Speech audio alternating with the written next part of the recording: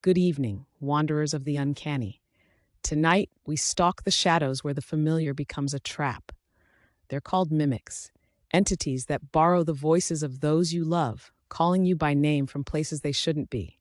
The tree line, the basement, the phone at 3 a.m. Some say they're ghosts pleading from unfinished stories. Others whisper of demons feeding on our fear, or cunning predators that learned our language to hunt. If you hear a loved one in the dark, don't trust your ears, verify your reality, because when a familiar voice asks you to come closer, sometimes the kindest thing you can do is run. At the edge of hearing, at the fringe of vision, something familiar calls your name, something that looks like someone you trust. But it is not them. This is a story of the mimics, the beings that hide in plain sight, whisper with borrowed voices and wear borrowed faces. Across cultures and centuries, people have told of creatures that mimic our loved ones, mimic our voices, mimic our very selves.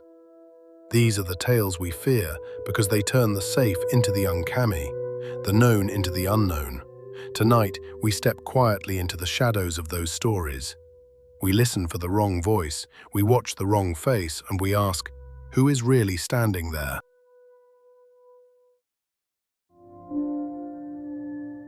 The term mimic may bring to mind something harmless, a creature copying another, a harmless trick. But in legendary folklore, a mimic is far more chilling. A mimic is a being that adopts another's shape or voice, not simply for play but for deception. It hides among the living to gain access, to prey, to replace. In the world of the uncanny, the mimic is the intruder within the familiar. As one paranormal writer put it, the worst kind of mimicry is not the disguise you immediately recognize, but the disguise you don't realize, until it's too late. A mimic may call out your name from the darkness. It may walk like someone you know. It may sit in your house. And yet, you will sense something is wrong.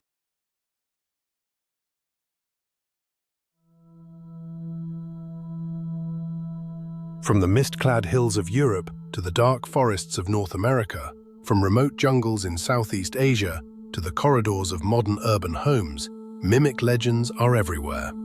In German folklore, the dreaded double, or doppelganger, appears as the living person's exact mirror, but always wrong in some detail.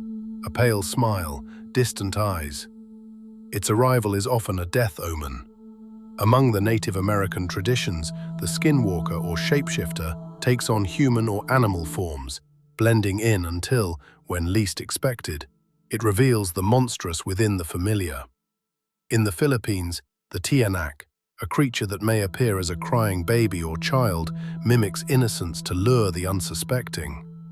And across modern urban legend, the so-called false humans, or black-eyed children, mimic the image of a child or stranger to enter homes and hearts until the facade cracks and the uncanny emerges. The lesson: imitation is not compliment, but compromise. When the form is right but the soul is wrong, the imitation becomes horror.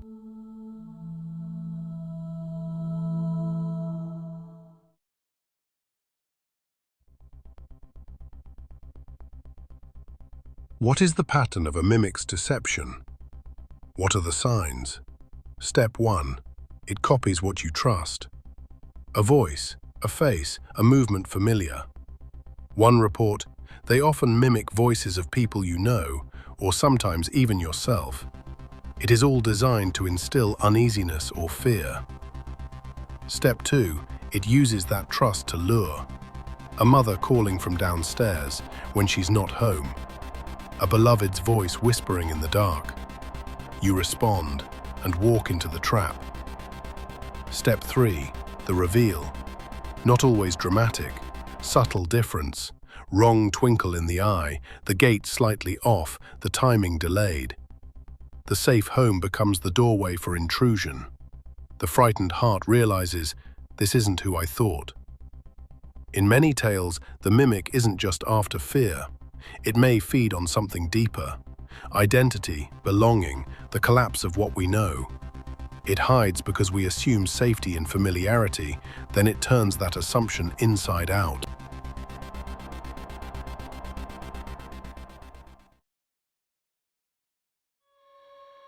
Imagine a small town at dusk. Mommy, A woman, Maria, sits alone in her living room.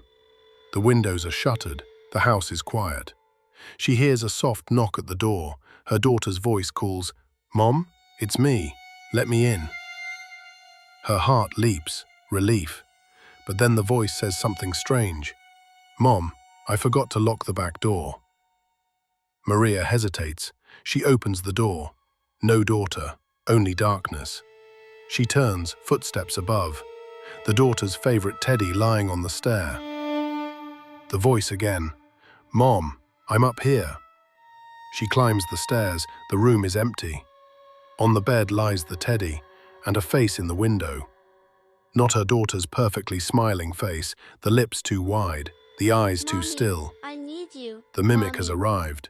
The imitation is almost perfect, but wrong. That night, Maria hears her daughter's voice calling, but all she finds is the silence of someone who never came back.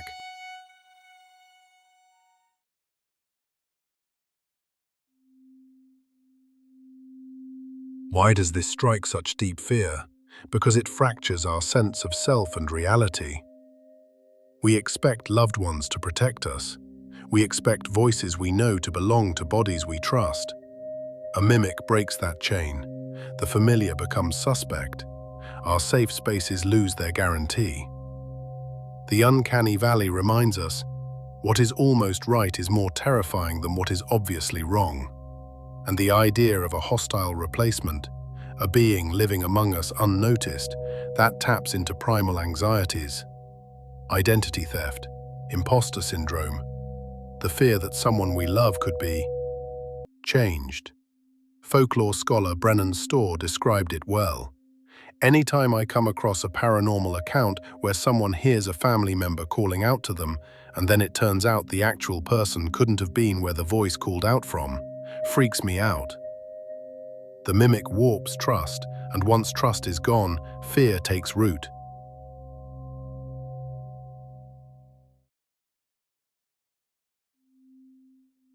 What warning signs do legends suggest? A voice you recognize, calling you when you know that person is somewhere else. A loved one who returns, but their manner is subtly wrong, too polite, too quiet, not quite themselves. A presence in your home that you assume is one person, but in the mirror or at the door, you sense the difference, though you cannot name it. A sudden uneasiness around someone you thought you knew, a shift in their reflection, a pause in the voice, a wrong grin. In Reddit forums, one user shared, "I heard my mom's voice, but she wasn't home. It was very clear." These tales often escalate. The mimic doesn't just mimic for fun, it mimics to gain leverage, to isolate, to replace. If you feel that familiarity is turning into mistrust, folklore suggests, heed the alarm.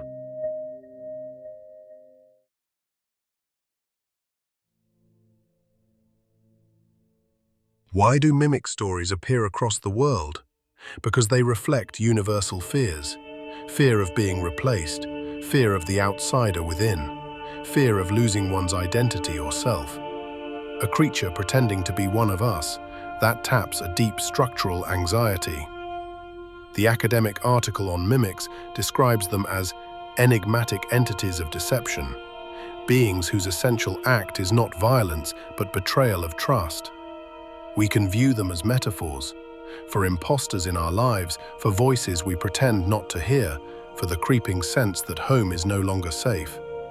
But also as cultural warnings, watch your thresholds, guard your loved ones, question the voice in the dark.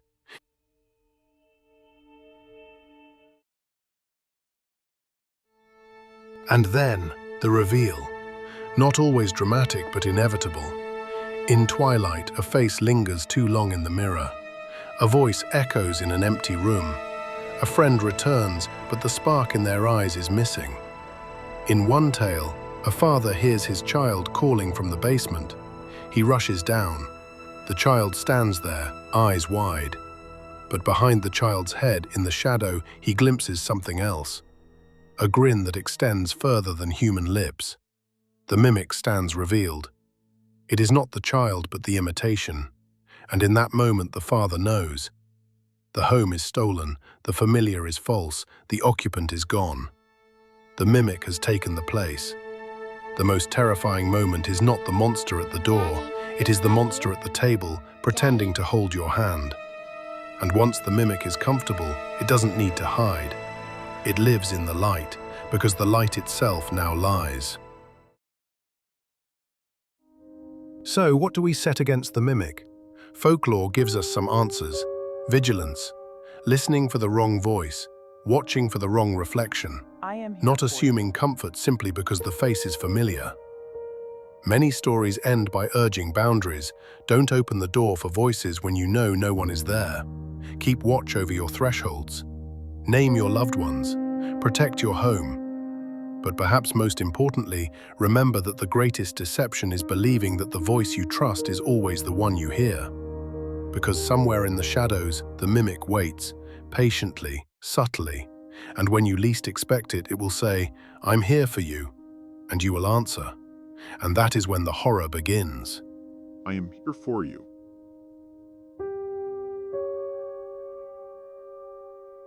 Thank you for listening to this tale of mimics among us. If you hear your name tonight in a voice you know, pause, listen again. Because sometimes the face that smiles at you is not the friend you believe. Good night. Did you hear it too? The voice that knew your name? Mimics thrive where certainty thins, in mirrors, doorways, and the dead air between rings. Some wear our faces like borrowed masks. Others nest in objects that watch when we don't. Remember the rule that keeps you breathing. Verify before you trust. Call back from a different line. Check the room before you answer the voice. Because the thing about a perfect imitation is simple. It only needs you to step once closer. Until next time, keep your lights low, your circles salted, and your ears unfaithful.